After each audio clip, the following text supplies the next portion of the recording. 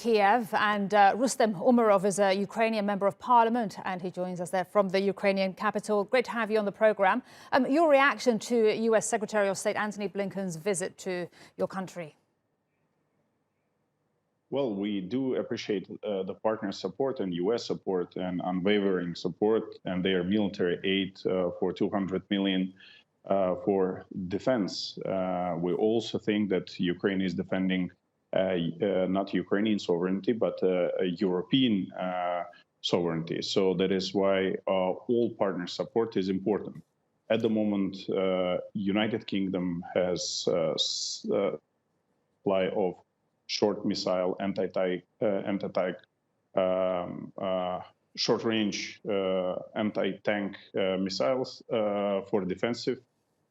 We have Baltic states who are ready to support us in case of invasion, and we need also support of other partners.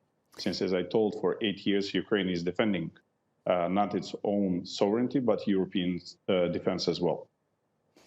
And what are your expectations then for the next steps? We know Secretary of State Antony Blinken is now going to Brussels to talk to Europe, and then to Geneva to speak directly to the Russian foreign minister. How much room for diplomacy is there still? We always say there is a principle that nothing about Ukraine without Ukraine should be negotiated. Our partners are supporting us, and Russia knows it.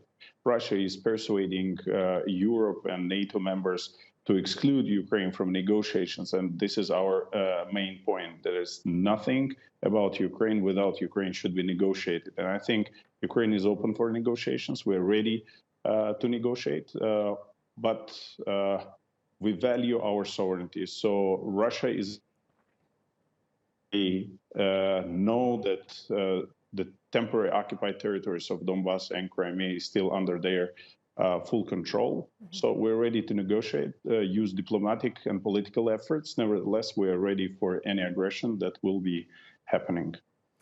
And there's so much diplomacy. There was last week and this week. Why doesn't Ukraine and Russia actually sit down directly?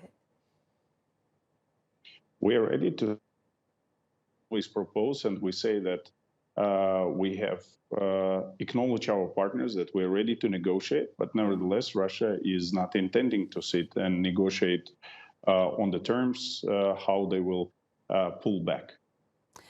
And regarding pulling back, do you think that President Putin has actually made up his mind about a possible invasion of Ukraine? Because we heard, Antony Blinken saying we're now at a stage where Russia could launch an attack at any stage. I think they're working out, and they will make up their minds in the beginning of February. They have prepared different scenarios, and those scenarios are well known to our international partners. So are they going to implement one of these scenarios? I think they're ready. Nevertheless, they're waiting for the Western, if the West will I don't think they will act. But if West will show the sign of weakness, then they will act in one of the models they have planned and architected for the last 8 years to continue invasion. And how ready is Ukraine for a possible invasion, and how different is Ukraine from 2014 militarily, and also with regards to the support it has from the international community?